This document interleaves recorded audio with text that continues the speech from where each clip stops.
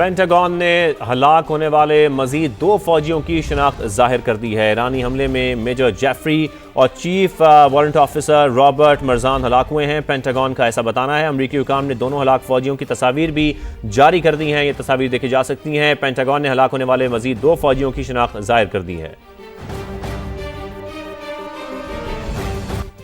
बरतानवी खुफिया एजेंसी के साबिक सरबराह ने ईरान के खिलाफ जंग गैर जरूरी करार दे दी है। अमरीकी टीवी को इंटरव्यू में कहा कि गैर जरूरी जंग किसी पेशगी खतरे को रोकने के लिए नहीं थी। ईरान की जंग का बेहतरीन नतीजा वेनेजुएला जैसी सूरत हाल हो सकता है। इस जंग के वेनेजुएला से भी खतरनाक नताइज सामने आ सकते हैं। सऊदी अरब ने एक और ड्रोन मार गिराया है। आपको बताएं कि मुसल्ला ड्रोन को अल जौफ रीजन में तबाह किया गया है। सऊदी वजारत दिफा ऐसा बता रहे हैं। सऊदी अरब ने एक और ड्रोन मार गिराया है। इससे पहले 3 ड्रोन नल खुर्ज रीजन में तबाह किए गए थे। सऊदी वजारत दिफा ने ऐसा भी बताया था। तो सऊदी अरब ने एक और ड्रोन मार गिराया है। कतर एयरवेज ने फंसे हुए मुसाफिरों को निकालने के लिए महदूद परवाजें चलाने का फैसला किया है। कतर एयरवेज की परवाजें मस्कत और रियाद से उड़ान भरेंगी। फैसला ईरान जंग के बाइस कतर की फजाई हदूद बदस्तूर बंद होने की वजह से किया गया। आगे बढ़ें और आपको ये भी बताएं कि इल्हान उमर कहती हैं कि ट्रंप ने कौम को ईरान के खिलाफ गैर कानूनी जंग में धकेल दिया है। मैं जंग देख चुकी हूँ, बम से अमन और इस्तेहकाम नहीं आ सकता। इल्हाम उमर ने मजीद ये भी कहा कि फौजी कार्रवाइयाँ हमें महफूज नहीं बना सकती।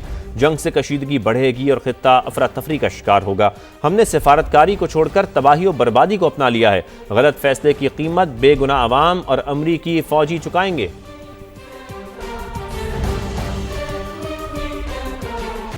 अब बात करें, अमेरिका ने ईरान से 2000 किलोमीटर दूर जाहरियत का मुजाहिरा किया है। ईरानी वजीर खारजा की जानिब से ऐसा कहा गया है। ईरानी फ्रिगेट भारत का मेहमान था जिस पर अमले के 130 अरकान सवार थे। ईरानी वजीर खारजा ने मजीद कहा कि ईरानी फ्रिगेट को बैनुल अक़वामी समुंदर में बगैर वार्निंग निशाना बनाया गया। अमेरिका ने जो मयार कायम किया है उस पर पछताना पड़ेगा। अमेरिका ने ईरान से 2000 किलोमीटर दूर जाहरियत का मुजाहिरा किया। ईरानी वजीर खारजा की जानिब से कहा गया। मजीद कहा कि ईरानी फ्रिगेट भारत का मेहमान था जिस पर अमले के 130 अरकान सवार थे। ईरानी फ्रिगेट को बैनुल अक़वामी समुंदर में बगैर वार्निंग निशाना बनाया गया। यहाँ पर आपको ये भी खबर दें कि ईरानी नेशनल सिक्योरिटी काउंसिल के सरबराह का 500 अमरीकी फौजियों की हलाकत का दावा सामने आया है। अली लारिजानी कहते हैं कि अमरीकी फौजियों की हलाकत के बाद सबसे पहले अमरीका के नारे का क्या बनेगा। नेतन्याहू ने ट्रंप को ईरान के खिलाफ नाजायज जंग में घसीट लिया है। अली लारिजानी की जानिब से यह भी कहा गया।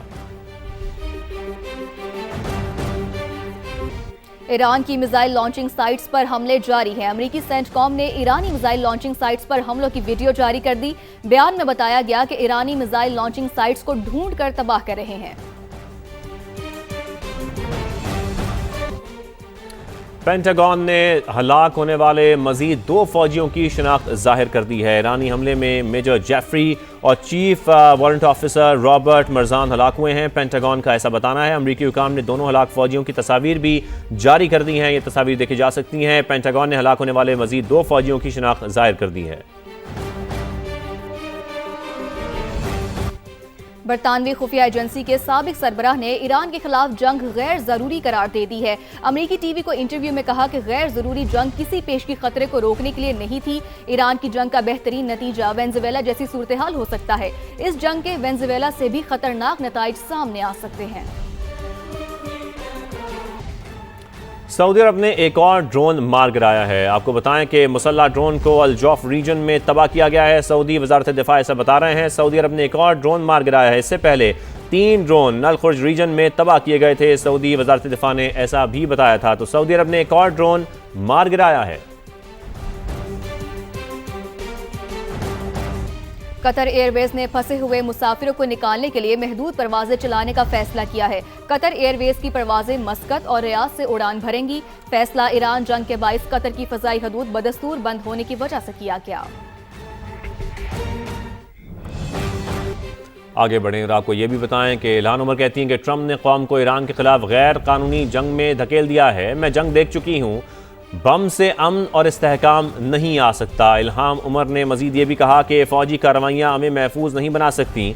जंग से कशीदगी बढ़ेगी और खित्ता अफरा तफरी का शिकार होगा।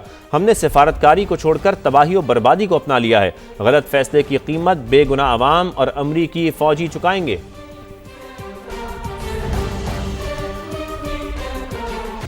अब बात करें, अमेरिका ने ईरान से 2000 किलोमीटर दूर जारहियत का मुजाहिरा किया है। ईरानी वजीर खारजा की जानिब से ऐसा कहा गया है। ईरानी फ्रिगेट भारत का मेहमान था जिस पर अमले के 130 अरकान सवार थे।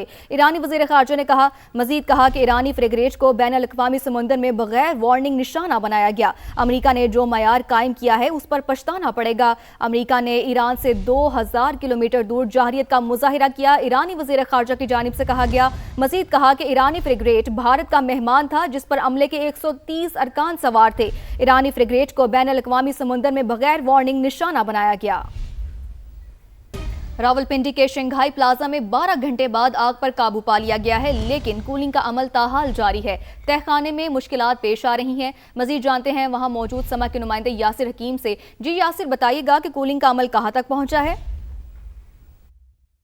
देखिए, बिल्कुल बेसमेंट में जो आग लगी थी उस पर काबू पा लिया गया है और उसका कूलिंग का अमल जो है वो काफ़ी देर से जारी है। इब्तदाई तौर पर जो इतलात मिली थी उनके मुताबिक ये बताया गया था कि इस बेसमेंट में रेस्क्यू 1122 और फायर ब्रिगेड की टीमों को अंदर जाने के लिए रास्ता नहीं मिला। जो एक रास्ता था इस बेसमेंट में जाने का, उसे 3-4 शटर्स लगाकर बंद किया गया था, जिसके बायस उन्हें इब्तदाई तौर पर इस आग को बुझाने और वहाँ पर पानी का छिड़काव करने में मुश्किलात का सामना करना पड़ा, जिसके बायस इस बेसमेंट में चूँकि कहीं पर वेंटिलेशन का प्रॉपर सिस्टम मौजूद नहीं था और धुएँ के अखराज के लिए कोई भी जगह मौजूद नहीं थी, फिर इसके अतराफ में बाकायदा तौर पर डिगिंग करके धुएँ के अखराज का रास्ता बनाया गया। इन शटर्स को काटा गया और अब जो है वो बाकायदा तौर पर आग पर काबू पा लिया गया है। अब तक जो तफसीलात बताई गई हैं उनके मुताबिक ये बताया गया है कि इस बेसमेंट में मुख्तलिफ मोटरें जो थीं वो लकड़ी के डब्बों में पैक थी और उसके साथ साथ कुछ प्लास्टिक का सामान पड़ा हुआ था, जिसके बायस ये बार बार सुलग जाता था। इब्तदाई तौर पर रेस्क्यू काम का कहना है कि इस आग को 2 मरतबा कंट्रोल किया गया, लेकिन कंट्रोल करने के कुछ देर बाद दोबारा यहाँ से स्मोक जो है वो बाहर आना शुरू हो जाता था, जिसके बायस